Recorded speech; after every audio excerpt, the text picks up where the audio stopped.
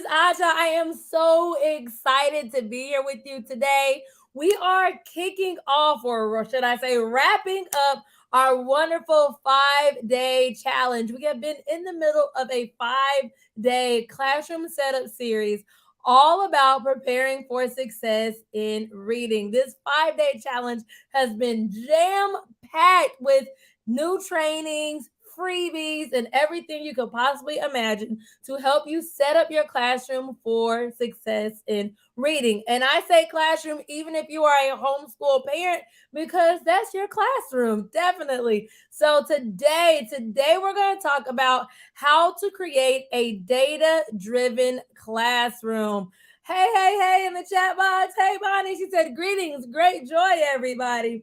I'm so glad that you guys are here on a Friday evening. I know. It's Friday. So I am so honored that you guys are spending Friday with me. If you do not know who I am, let me just introduce myself really quick. My name is Aja. Hey, I do have my educational specialist degree in early childhood education. I am currently an educational consultant. I actually help homeschool parents as well as teachers manage effective reading instruction. That means that I help them manage all the parts to their reading block. And I do that for my pre-K teachers all the way to fifth grade. In fact, I've got the experience because before that, I was a kindergarten through fifth grade curriculum specialist. That pretty much means I was the administrator over all things teaching and learning. I mean, everything, every subject, reading and math, and every single grade level. So I'm that shoot, that was my runway of really helping teachers manage all the different parts. I was able to see firsthand how many teachers were so burned out. And I was like, but I have a system that's really effective.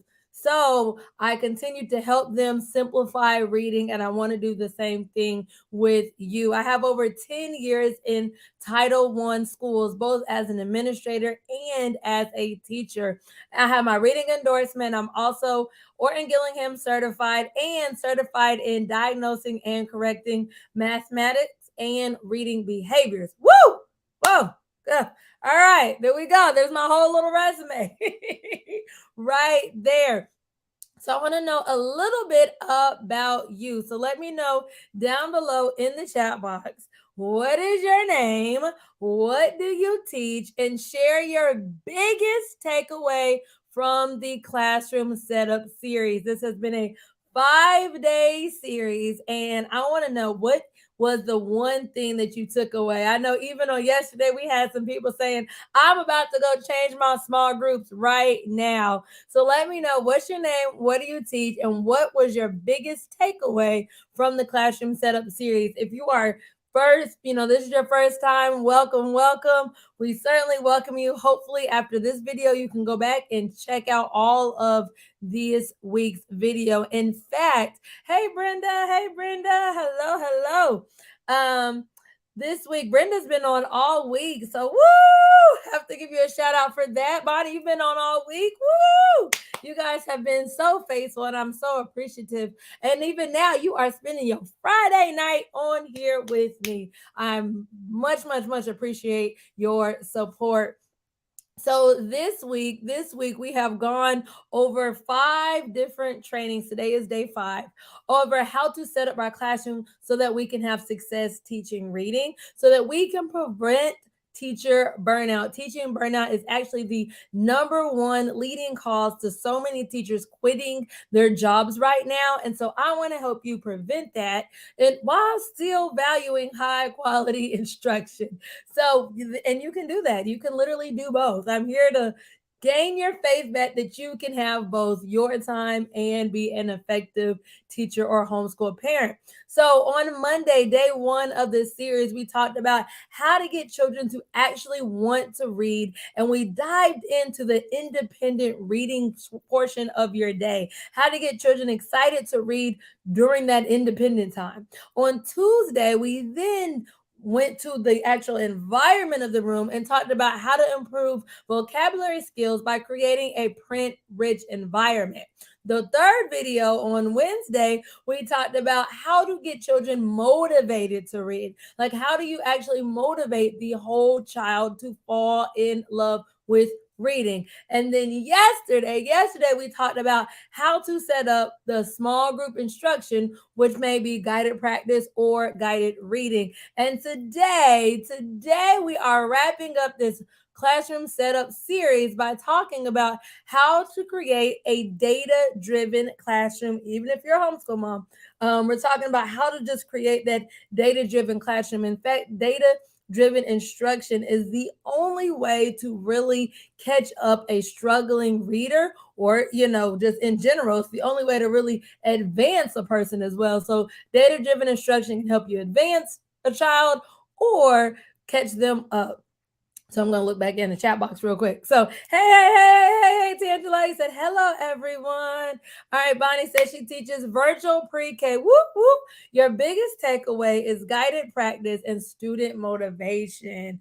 Thank you for that. Oh, goodness. Whoop, whoop. So yesterdays and Wednesdays. All right. So guided practice and the motivation part. Awesome. Brenda says she teaches pre-K and okay.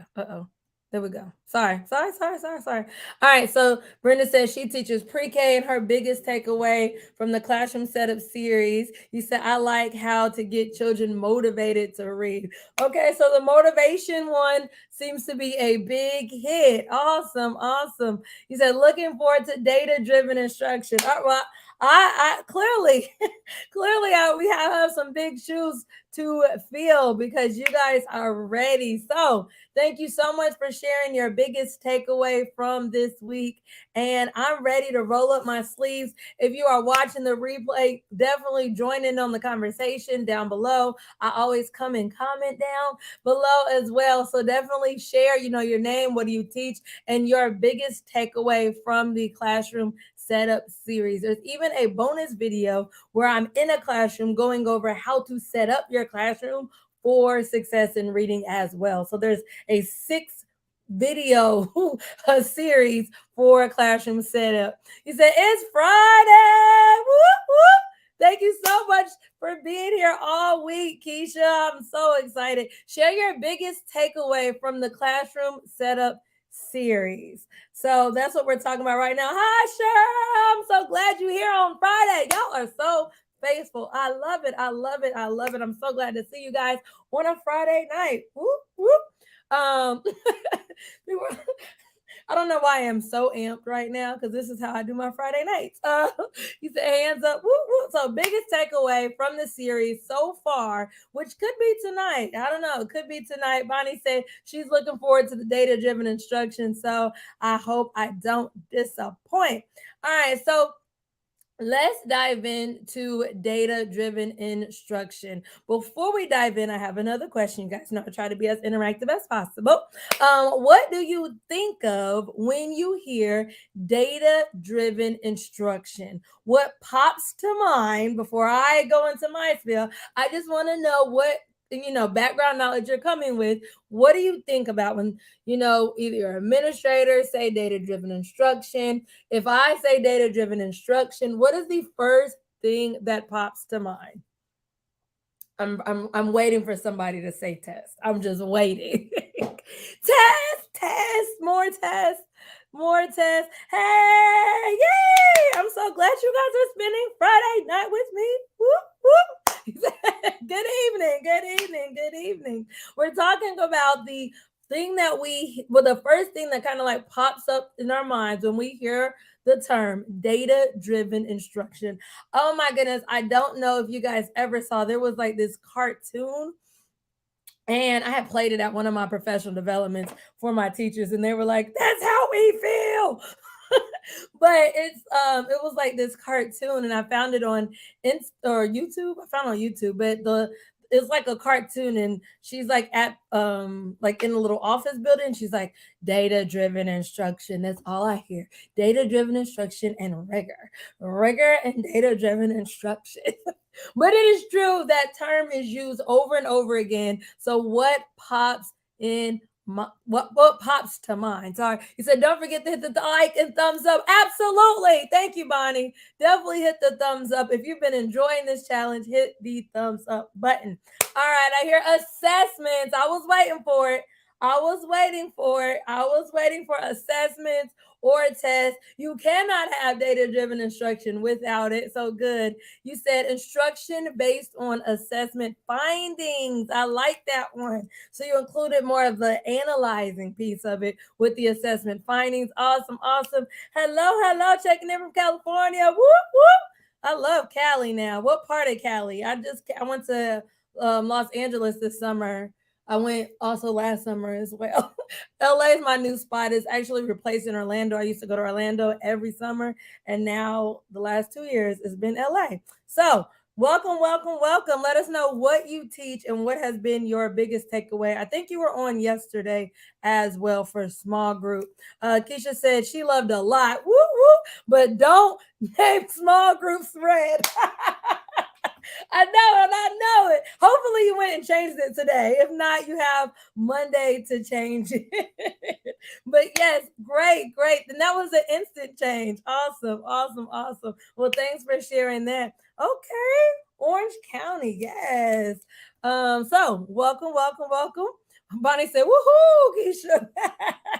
Great takeaway. Great takeaway. You said, yes, you did. Awesome. So you switched up the names. And if you have no idea what we're talking about, you definitely have to check out the guided practice video and training in this series. We had a ball yesterday. Keisha had me laughing and dying here. I was I was laughing so hard, Keisha. I can't even lie. It was so funny because you were like, that's literally what I do. So I loved it. I loved it. Hello, hello. You said good night. Woo, woo. Watching you. Ooh, Grania. Ooh, love you. Thank you. Thank you. I'm so glad that you are on today. Woo, woo. I love it. I love it. Y'all are so amazing. Y'all are just cheering me up. I thought I already had energy, but the more I talk to you guys, I'm getting even more energy. So thank you so much. Thank you so much. Don't forget to like this video. It just helps find other teachers and other homeschool parents that need this content as well. All right, so let's dive into what is guide. I'm gonna say guided reading. Oh my goodness, what is data-driven instruction? And I took this quote from Prodigy. Prodigy is actually a program, a math program. I know kids all over are talking about Prodigy, but I loved this quote about data-driven instruction, and it simply says, in short, data-driven instruction involves gathering together a database of information. There goes those assessments that you guys were just talking about students in each classroom, and using that information to improve the quality of teaching in the classroom. So basically, gathering the information about a test and then using that information to drive instruction. All right, so that's as basic as we can get for data-driven instruction. But I mean, Bonnie kind of said it earlier. She said instruction based on assessment findings. So that was right up there. He said, Ganya in the house. Woo woo. Hello, hello. Greetings, greetings, greetings.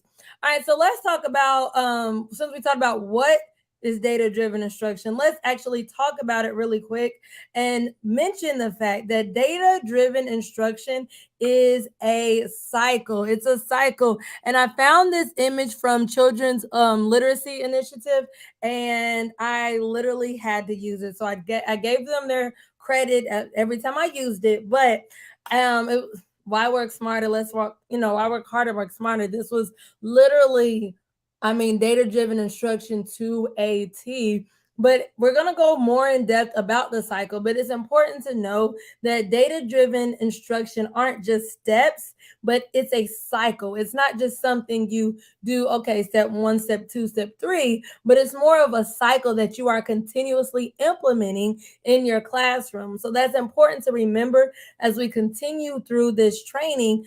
Just remember that data-driven instruction is a cycle. He said findings. Yes. Did I not say it right? Did you put findings? Oh no, I have to go back. But yes, all right.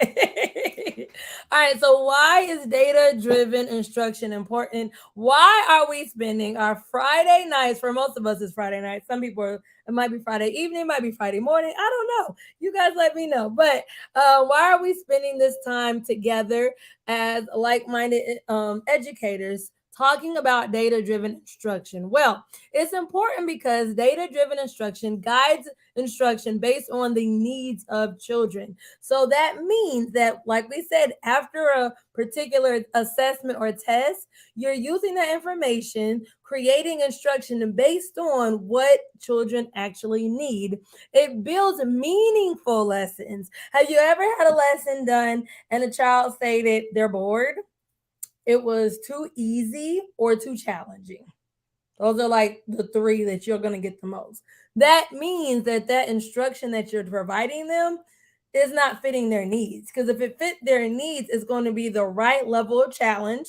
So it won't be too challenging. It will be a little challenging, but if it's too easy, that means you did not look at the data. That means they either probably already knew it. If they say it's boring, then that means it could be on either end. Either they already knew it or it's too difficult.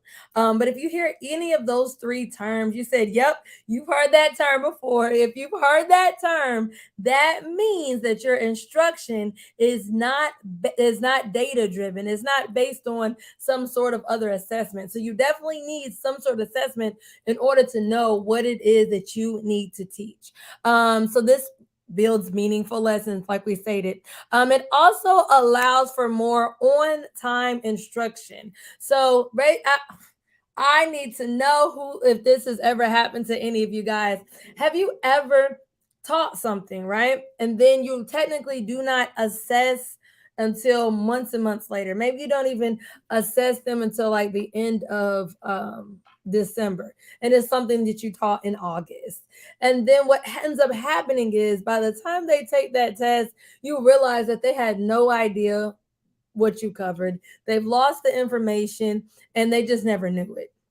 And then you kind of go back and like, dang, they never got it. Like I just kind of like left them, or like they just kind of like, whoo, went on by the wind. That's because that exact one reason is because you did not have on time instruction. And this is why it's important to create a data driven environment, because if you have a data driven environment, then you're constantly testing, not like you're testing all the time, but you have some sort of system to kind of check in so that you will know what your children do and do not understand. And then you can provide the correct instruction in a timely manner. All right. So, and then, of course, it is the key to growth that you cannot grow or push a child without data driven instruction. In fact, if you don't have it, you are literally spinning your wheels, not theirs. You're wasting their time and spinning your wheels, because the only way to truly grow a child is through data driven instruction. And I love this quote. You hear it time and time again, especially in this online world, and that's simply what gets measured gets improved. You cannot have academic growth if you are not creating a data driven environment. I'm going to say that again. It's impossible to have growth if you're not measuring. You don't even know what they know and what they don't know. So, what gets measured gets improved. So I want you to tell me right now, what kind of assessments do you already use? Do you have something already in place, whether it may be from your district, your grade level, maybe some sort of curriculum that you're following that includes assessments? What is it that you use to assess? Even if you're homeschooling, what do you even have something? It's okay to say, hey, I don't even have anything that I'm using to do assessments. Let me know, like, what are you using already? And we're going to talk in a second about like a plan of action around it.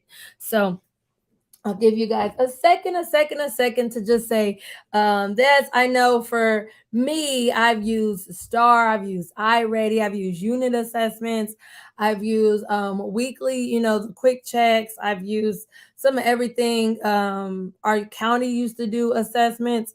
So I've kind of had it all.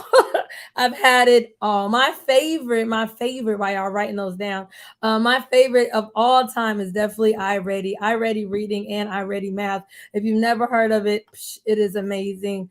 But iReady is probably one of the most thorough assessments out there. And we're going to talk about that in a second. I'm just going to use it as one of my examples, but it's very thorough and it literally lets you know what they get, what they don't get, their Lexile level, how they compare to other children. So it's one of my favorite assessments. So let me know, what kind of assessments do you already use? Or maybe you don't have any. You can say, hey, I don't have any. All right, so let's get into some tips, some data driven instruction tips of things that you can implement to have that data driven environment. I'm sorry, it looks a little dark. Sorry about the lighting, y'all. It's the lights right there, but all right, data driven instruction. I broke this into three different parts. The first thing you're going to want to do is decide on a diagnostic assessment. And this is a summative assessment that literally grades a child or grades each child on all grade level standards. Meaning it's literally, this is pre-K. This is everything they need to learn about in pre-K. I need to know what out of all those standards. This is everything they need to know in fourth grade. This is everything they need to know in first grade.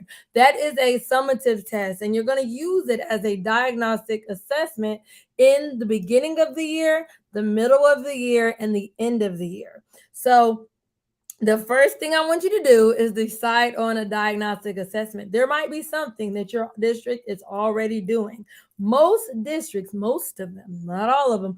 If you're in a charter school, that might be a little different, but most, public school districts, they have some sort of big assessment that they're following. Even in like the smaller pre-K, and the like Head Start, they have assessments that are summative assessments that they follow. So what, like, you need to at least know what diagnostic or summative assessment you're using for the beginning, middle, and end of the year that test all of the expectations of that grade level.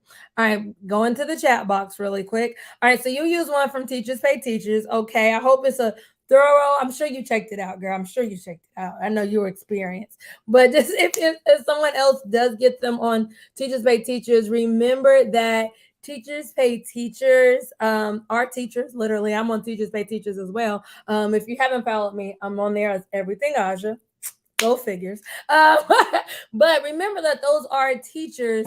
You say, you did. Okay, you know what I'm going to ask. Just remember that those are teachers creating those assessments. So you really want to like kind of make sure that it is a standard based assessment that's really,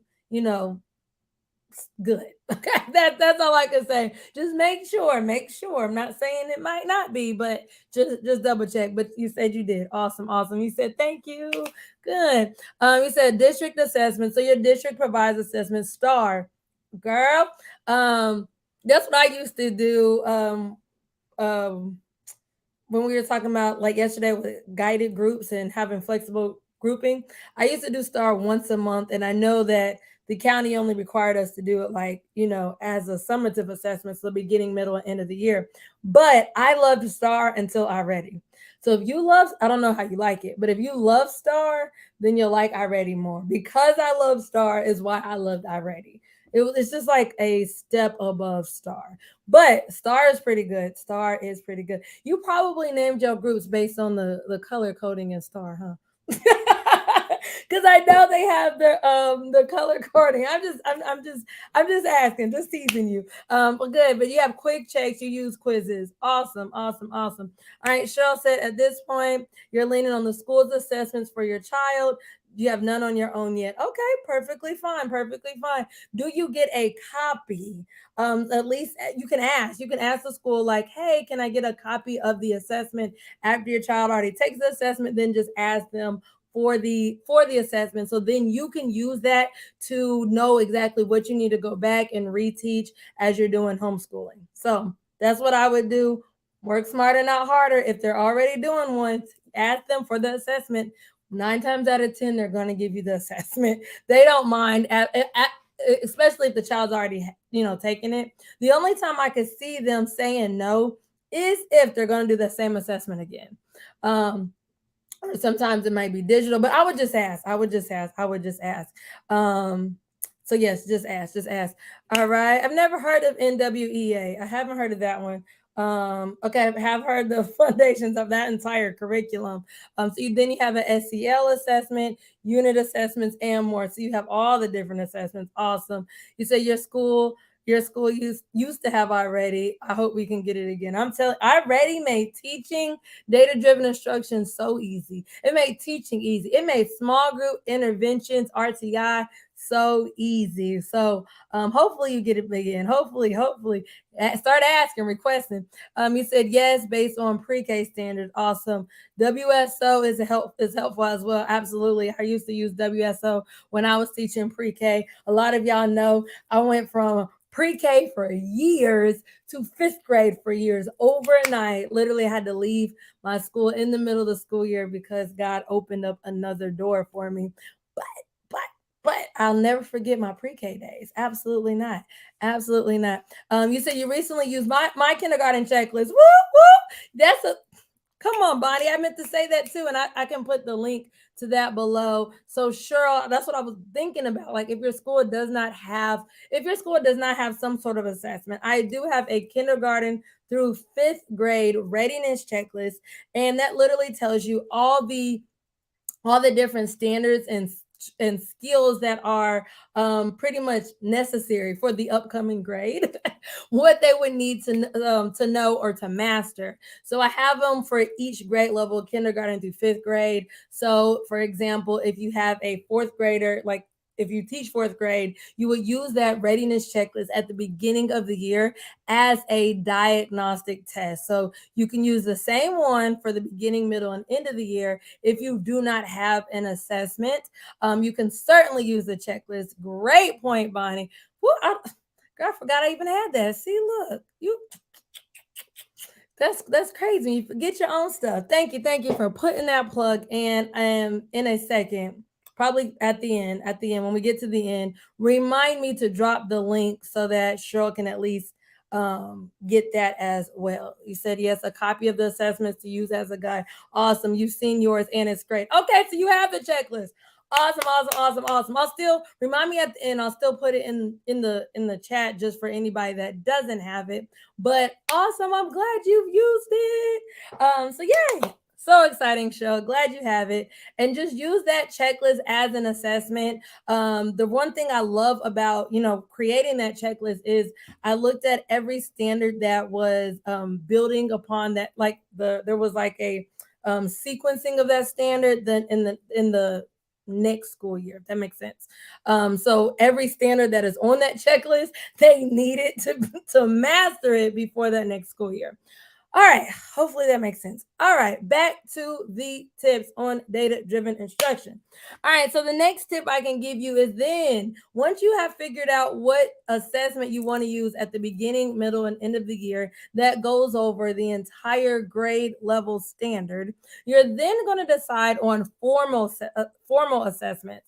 So I saw a few of you guys said you use unit assessments already. Perfect. So that's the second tip, is to have something that you would do either at the beginning and end of a unit. And these are only testing the unit standards. So most units are run about every 6 to 9 weeks. So every 6 to 9 weeks, you would assess children based on everything they learned during that time frame. So they're not going over the entire year. They're only going over what they learned. You can also use quick checks. I don't know, I didn't put that on there, but you can also use quick checks. Quick checks are things you can even do weekly. I'm going to tell you guys a tip. Oh my goodness. With quick checks, you only need about 2 to 5 questions. That is it. That is it. You don't need much more. I know for all of my teaching by design members, I always teach you guys 3 to 5 because that's the perfect number to know if children have mastered a standard or not. But there, you guys, if a child knows it, they're gonna know it in 5 questions. They do not need 20 questions to show you that they know something. Hello. And so you're wasting your time, you're wasting their time. You're gonna spend more time creating a whole bunch of, questions when you know if a child has mastered something based on 5 questions. So that's one way to prevent teacher burnout. Work smarter, not harder. Bonnie said, "We'll remind you, but how did you forget your thorough start?" Oh goodness, I know. Because I'm trying to provide as much value as possible.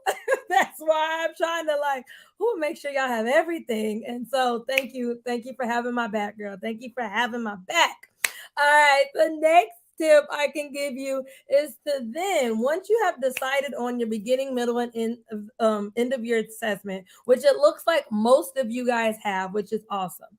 Then you're going to decide what you're going to do for your unit. So, okay, from every 6 to 9 weeks, because remember, if what gets measured gets improved. If you wait to the end of the year to test a child based on something that they learned in August, then you're wasting your time, you're wasting their time, and you're not going to go back and reteach, and they're not really going to master it. So remember, we're going for a mastery. We still want high quality instruction, even if we want to, work smarter, not harder. We still want and value high quality instruction.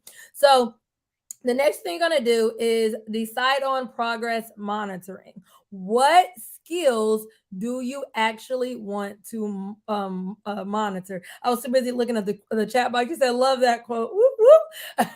So, what skills do you actually want to progress monitor? I'm going to tell you something. You cannot measure everything. Everything cannot be measured. In fact, if you try to measure everything, you're going to be so distracted that you're not going to get any momentum. In fact, distraction will kill your momentum and will kill any form of growth that you possibly could have this school year. So you need to decide, and you can decide it right after you look at your diagnostic test. I don't know how many of you guys have already taken the diagnostic test, but if you've already taken the diagnostic test for this school year, then I need you to analyze the test. In a second, we're going to go over the data-driven cycle, and you use that test to determine what it is that you're going to measure through this school year. You cannot measure everything. In fact, I suggest that you measure no more than 3 things. I'm not talking about RTI. I'm not talking about that at all. We all know that that's a little different. But overall, 3 is the max that you really need to track at all. So you could track like Lexile level, maybe their reading level, Lexile level, which will help you because then they know by the end of the year where they need to go. Their reading level, that will help you, as you do flexible grouping and so forth. And then I know I did an entire fluency training here, and if you haven't seen it, go check that one out too. But it was all about how to improve students' reading levels through fluency. So you also can have students monitor their own words per minute. So you can get children to literally do that on their own. So those are the 3 things that I always measure. One, my children are doing it with me, and that's fluency. So I'm not necessarily doing that on my own. Lexile level is something that's measured only at the beginning, middle, and end of the year. So I'm not doing that all the time. And the reading level is the only thing that I'm monitoring the entire year. So it's very structured and it's easy for me to manage. So use that example. I need you to think about that. If you need to go back and rewind after that, I need you to soak that in, because you cannot measure everything. You will be so distracted trying to literally sit here and measure everything that you will kill your momentum and you will not allow room for growth. So remember that. So, how do we go and close this gap? How do we go from giving an assessment or giving instruction separately to actually having instruction that is based on the needs of our children? How do we actually fill in this gap and create data driven instruction and a data driven classroom that makes for risk free learning? In fact, when you create that data driven classroom, children are more likely to take risks. They're more likely to take risks because they want to meet your expectations. So, this was the data driven instruction cycle that will help you create and fill that gap. In fact, there are really 6 steps. I know it's only showing you 5, but the 6th step is going back to the beginning. So that is test. You're going to start off with a test. It looks like everybody, at least that is live in the chat box right now, has some sort of assessment to use. And you're going to test children. And then you want to analyze the data. I cannot tell you guys. I told y'all what I did. I was the kindergarten through 5th grade curriculum specialist. So I was over everything. I cannot tell you guys how many times we tested kids, and I would go to the teacher and ask them about an assessment that the kids might have taken 3 weeks ago, and they never even looked at the assessment. What is the point of getting children to take a test if we're not going to analyze the test? You're wasting their time, you're wasting your time. And some of y'all might be saying, my district tests too much. Do I have anybody that says these kids do too much testing? And that's a whole nother, whole nother subject. But take a test that's of value. There we go. And then analyze the data from the test. Then you're going to make instructional decisions based on that data. This is the part I love to do. This was literally what I do in professional developments is I help teachers create and make those instructional decisions based on the data. And then you're going to want to plan and teach. It just says plan on here, but plan and teach based on the instructional decisions that you just made. And then you're going to need time to reflect, see if that's working, if that's not working, and then test again. So let's break that down step by step in a more realistic manner. So before we break that down, I just have to clarify what Lexile is, because I know I just threw that term out there. And if y'all know me, you know I love breaking things down. Not everybody knows what the term Lexile means. I know we have a few homeschool parents out there. So let me just break out what Lexile is. Lexile is a person's ability to read and comprehend complex text. So you have to be able to read the text. Oh. Alexa, stop. She's all no. Who has one of those at home? She just jumped all in the conversation. All in the conversation. That is real life here.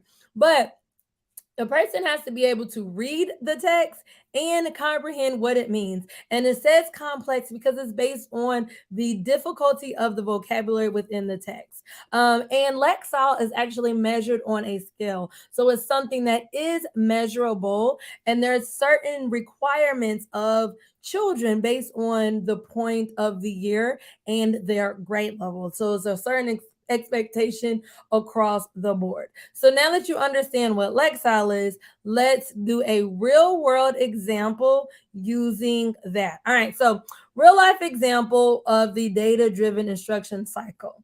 The first thing you're going to do is take a summative test, something like the iReady reading. That is a test that is going over all of the grade level standards at one time. Then you're going to look at that information. Let's say that using my example earlier, I listened to Asha's tips and I said, the one thing I'm going to measure at the beginning, middle, and end of the year is going to be, Lexile level. Awesome.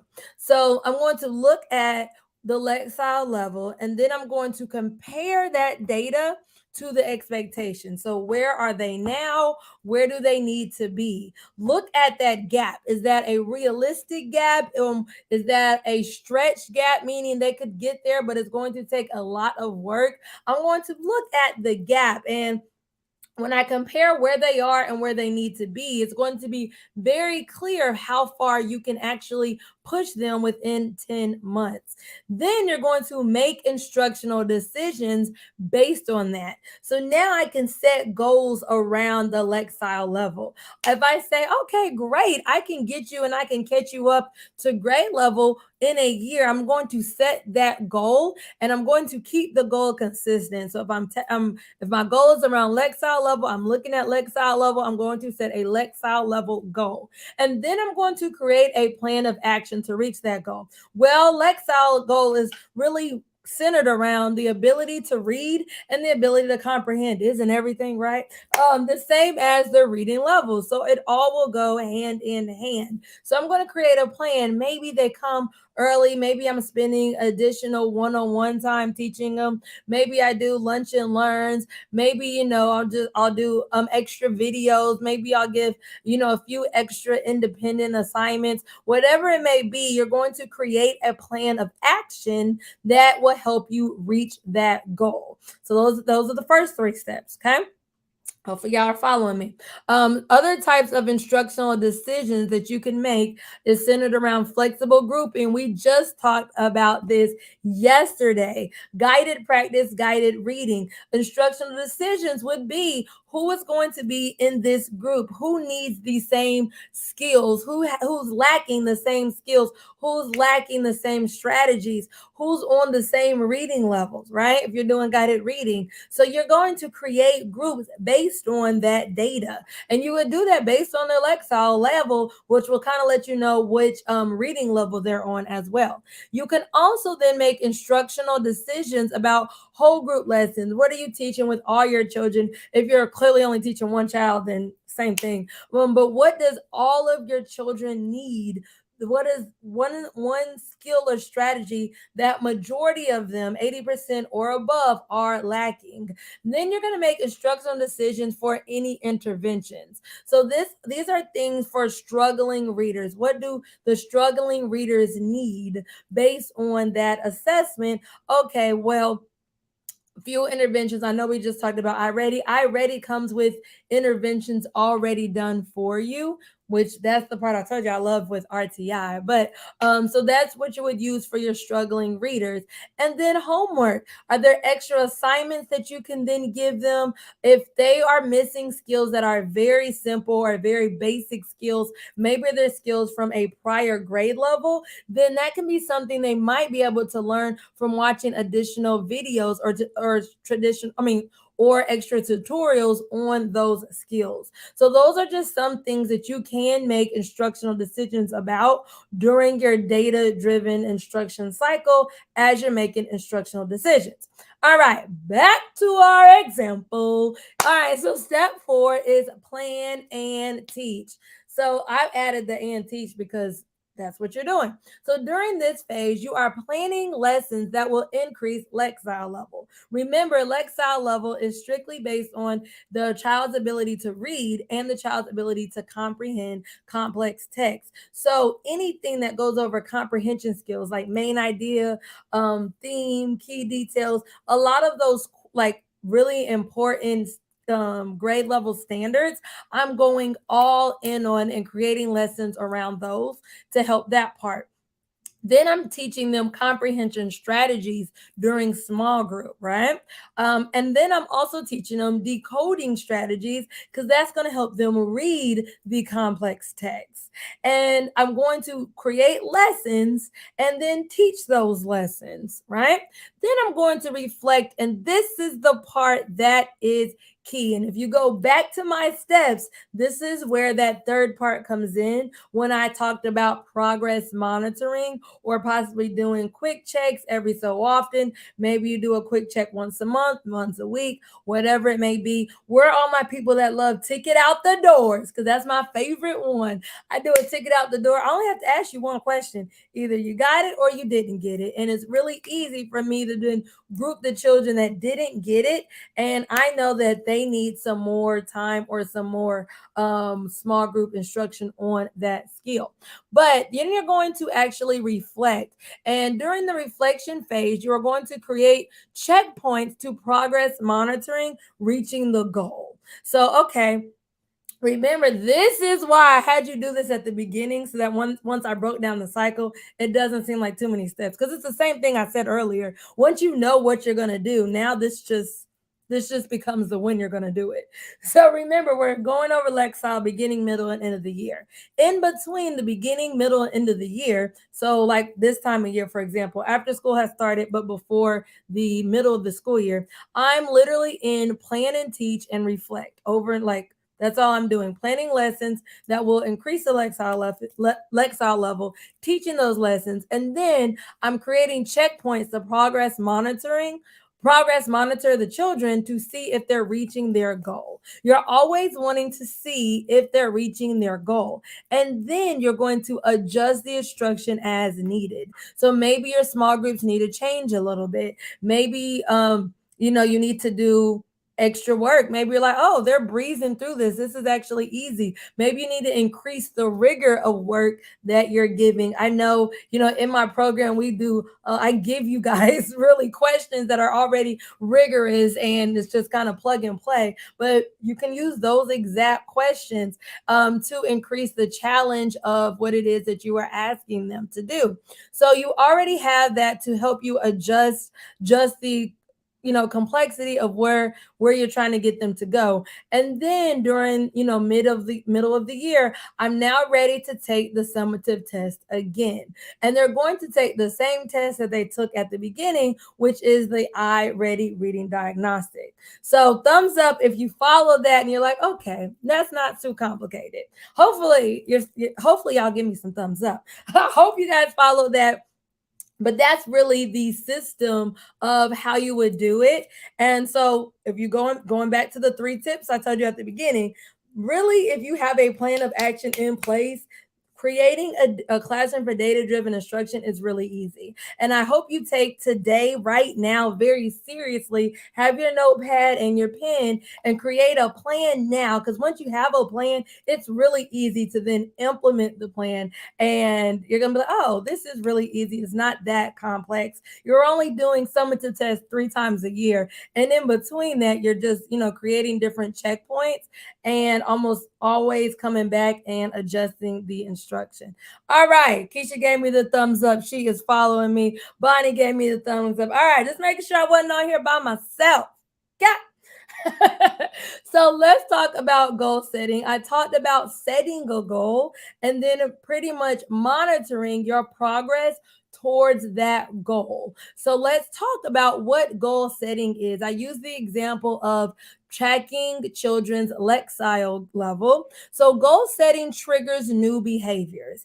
It also provides opportunity for it initiates a plan of action. So when you do goal setting with your children or child, you're literally initiating a plan of action, like saying, okay, this is where I want to be, and now I'm going to create a way for how I can get there. So you don't just hop in a car and say, hey, I'm just going to take a road trip and see where it takes me. No, you know where you want to go, and then you make a plan of action to get there. Where are my people that literally like to drive around the city without a GPS? There's so many times, I mean, only sometimes I do it, sometimes. But like I'll get in the car and I'm like, okay, which way do I want to go? What time is traffic? Because I hate traffic, y'all. But I try to avoid traffic as much as possible. So I'm like, okay, well, how do I want to get there? And so before I even pull my car out of the driveway, I have a destination and a plan of action that is going to get me to my destination the fastest. That is the best example I can give y'all about goal setting. You said me, and I see some more thumbs up in the chat box. So awesome. Awesome. Goal setting also helps guide focus. When you have a goal set in place, then you're not so easily distracted. It also, I don't know why didn't put this in here, but it also allows children to actually reach that goal. They should know their goal. There's no reason that you know their goal and they don't know their goal. Children need to be a part of the goal setting process. And I know we're not diving in that right now, but children need to be a part of the goal setting progress. If they don't know where they're wanting to go, where you are wanting to go, then you won't have an accountability partner and you will not have any buy-in. Remember, a data-driven environment is about the buy-in of children. They have to want to achieve goals. So you have to motivate them to reach certain goals. And if they don't know their goal, they won't be motivated to reach there. Hello. So this is just a Lexile chart that has all of the end of year goals from kindergarten to 5th grade. I'm sorry, my pre-K babies, but most at pre-K, they're not reading. So they would not have a Lexile goal, right? So, but for my kindergarten through fifth graders, they have they're reading, so they will have a Lexile expectation that they must meet. So then with this Lexile goal setting, kids are actually able to put their current Lexile level where they want to go in the middle of the year, and then how they will get there, and then they would do it again in the middle of the year, or where they want to be at the beginning of the year, and etc. Y'all get the point? So it just helps children progress monitor literally themselves as they set new goals in order to eventually get to their destination. He said, "Thank you." Woo, woo. Glad you enjoyed. And Bonnie said, "Yes, yes, yes."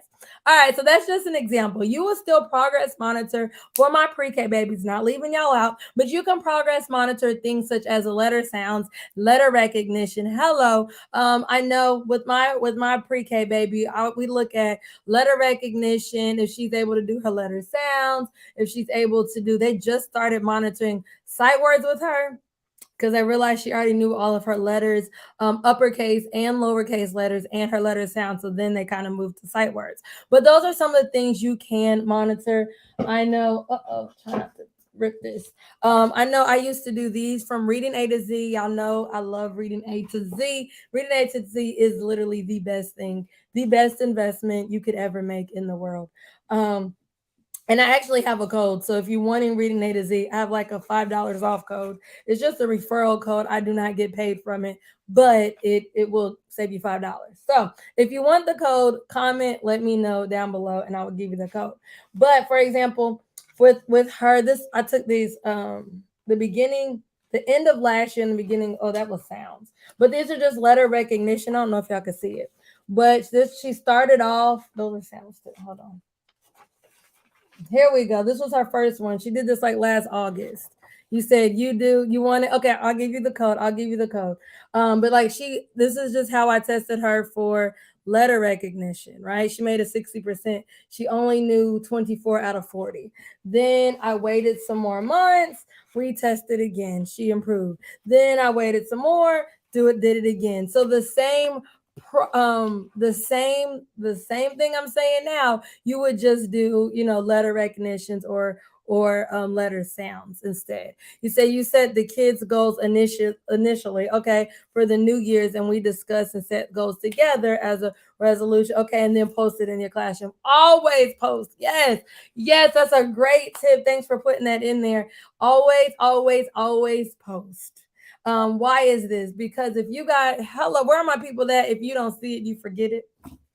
You don't see it if you forget it. So what I did for my posting is I actually like laminated. It was just I don't have one right there. It's over there, but it was just a laminated folder. All my children did goal setting sheets, and we did it every single quarter and beginning, middle, and end of the year. You said this is awesome. Woo, woo. Glad you love it. Glad you love it. You said great idea. Awesome, awesome. And so what my children did, because I didn't want like all their goals, but they put their goals in a folder, the entire class together, and then they had I made it just like I said, off of a cardstock, and it was like their pictures, and it was what is that called? Like a racetrack. So then I had the finish line, and then their pictures like on little cars. And every single semester, because we did it every quarter, not semester, quarter, because we redid our goals 4 times a year. So each quarter, every single quarter, they would move their car. And as the quarter, went on, if and when, because a lot of them did, they hit their goal, they would move their car to the finish line. If they were getting closer, they would just move their car. And a lot of them loved progress monitoring. A lot of them kind of based it on the fluency, because that was something we monitored every week. And then some of them would monitor the reading levels, but they kind of set their own goals, and we had that conversation of how to goal set. And so just make sure it's something that's measurable, get their buy-in, have the conversation with them, and they will want to achieve it. All right. You said great tracking idea, Aja. Thank you, thank you. So that's just what I did. But it definitely worked in my classroom. Okay, so if you don't know your plan, oh, goodness, if you don't know what your plan is and where you are going, then the likelihood of you making it to your destination is greater. For example, go back to the car. Nobody just gets in their car and takes off without knowing where they're going. But if you know where you're going, then you're more likely to actually make it to that destination. Um, so great, great. So comment what ELA skills you will measure. I just gave so many examples. I know, hopefully, I pray right now that the wheels are kind of spinning in your mind. Remember, you can't track everything. You cannot track everything, but spend time right now. I gave the example of Lexile level earlier. What is it that you are going to measure? You can have no more than three things, no more than three things, no more than three things. But like I stated, I did three things that were manageable for me to measure within each school year. So words per minute was easy for kids to measure. Words per minute is something that kids really get a buy-in and they can kind of track on their own. So measured it, but I wasn't doing the work. They were doing the work. The beginning, middle, and the end of the unit. I mean, not in the unit assessments, but your summative assessment for the beginning, middle, and end of the year was easy because you're only doing that 3 times a year. And then you have one other thing that you could measure. So let me know what ELA skills you are choosing to measure, or maybe you just want to look at the data first, and that is okay. I'm sure on my pre-K, people are like, letters, letter recognition. That's what I want to track, letter recognition. No matter what you choose, I just want you to know it's a process. That creating that data driven instruction classroom, whether it be a physical classroom or your homeschool classroom, it's a process. It's a process. It's not something that's done overnight. Remember, this is a cycle and is a process. You will get better at this over time. Now, I tried to simplify it as much as I possibly could, but remember, it is a process. So, hey, like I always say, teach smarter, not harder, and don't beat yourself up too much over this, but just know that you just need a plan. It starts with a plan, and then you follow that plan up with action. You said sounds and letters. There we go. Sounds and letters. Perfect. And just kind of say that a data-driven classroom has a plan. It starts off with a plan. So once you have that plan of what it is that you want to track, then you know what kind of assessment you're doing, when, and then you're not so easily distracted with every other thing. You're not looking at test scores and saying, oh my goodness, they don't know this. Oh, now I just have to completely stop instruction and go back. No, if it's not a make or break thing, you're not really tracking it, it's not really on the end of the year assessment, you will waste valuable time because you are getting distracted. So I want you to think in order to create your plan, I want you to think of three things. And so if you do not have a plan, take a picture of this. I'm allowing you to take a picture of this. Quote me, but take a picture of this. What will you measure this school year? So that's your first question to answer. Second question, when will you measure it? Third question, how will you measure it and monitor progress? So, in between your measurements, how will you monitor progress? So, these are your three questions to write down if you do not have a plan already. What will you measure this school year? When will you measure it? How will you measure it and monitor progress? Those are the three questions that, if you have an answer for them, all three of them, then I promise you your classroom will be set up to have a valuable, high quality, data driven instruction. It starts with a plan, then you follow that plan with action. So there's your questions. Hey, I look forward. I'm excited to see where you guys are in a few months, because you guys are so eager to soak in knowledge. I absolutely love it. I'm here to serve. If you are feeling overwhelmed, um, hold on. Before I say the overwhelmed part, going back to the chat box real quick. Keisha said Lexile perfect. Bass. Oh, Bass is another good assessment. 3 to 5 times a year. There we go.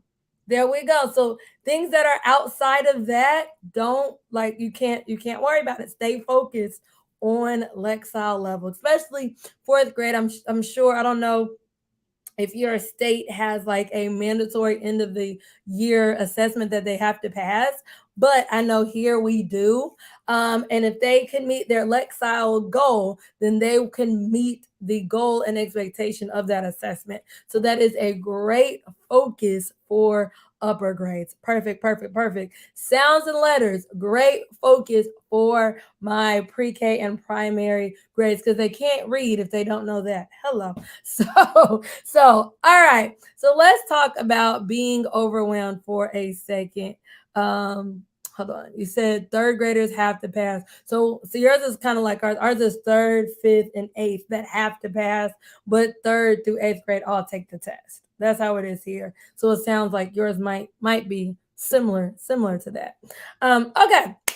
If you are feeling overwhelmed, if you have enjoyed this 5 day free challenge and you're like, oh my goodness, I've learned so much, but I'm so overwhelmed with all of this, and it just seems like there is an easier way. It seems like I don't have to be so burned out this entire school year. If you have felt like you've been burned out year after year after year and you are ready for a change, maybe you've been on this in this community for a long time and you are tired of trying to do this by yourself and you want a community, I formally invite you to join us this upcoming Monday. That's Monday, literally, September 19th, to the free workshop, 3 Secrets to Teaching Reading with Ease. In that workshop, I will go over what everyone gets wrong about teaching reading and what to do instead. I will share with you the game changing mind shift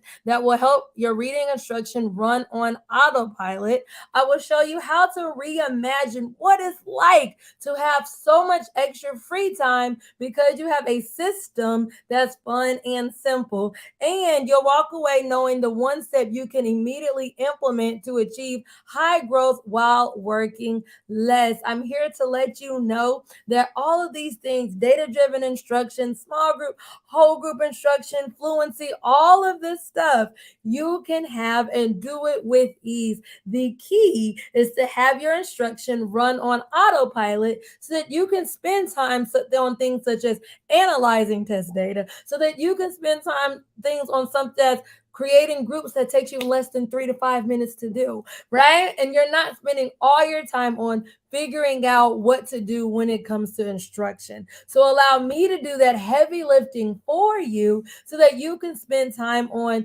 things that truly matter. So definitely join me this Monday. I hope that everybody that's live is already on there. Anybody watching the replay is already signed up for the workshop. And I'm letting you know, hey, I'm here to give. For my baby, for everybody that's teaching kindergarten through fifth grade babies, I'm giving you the free Lexile chart that I just talked about. And this Lexile chart has all of the end of year goals where children are expected to be at the beginning, middle, and end of the year.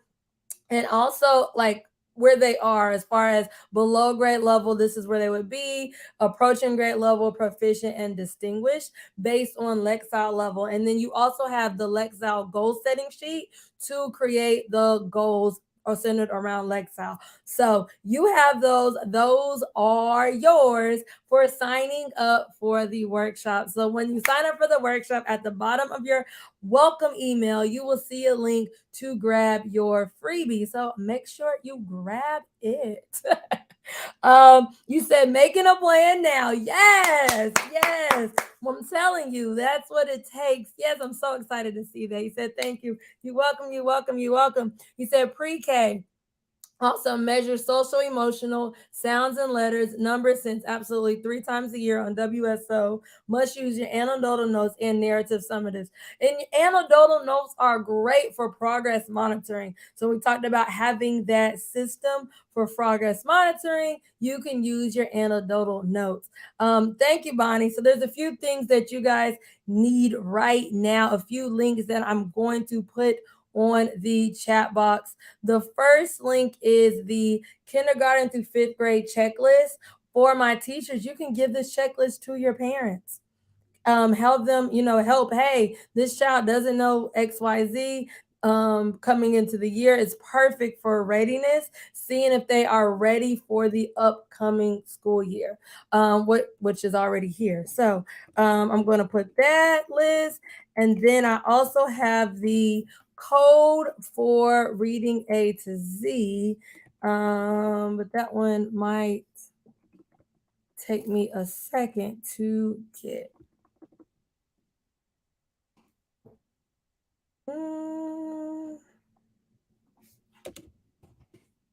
I know I have it in a lot of my videos. Hold on, hold on, hold on, hold on, hold on.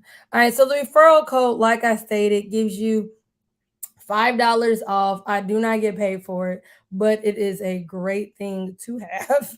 And so here we go. Here we go. With that code, there we go. Putting it in the chat box. So reading A to Z code. And that code does give you $5 off. I'm sure I'm not the only one in here that likes saving money. Absolutely. All right, so those codes are in there.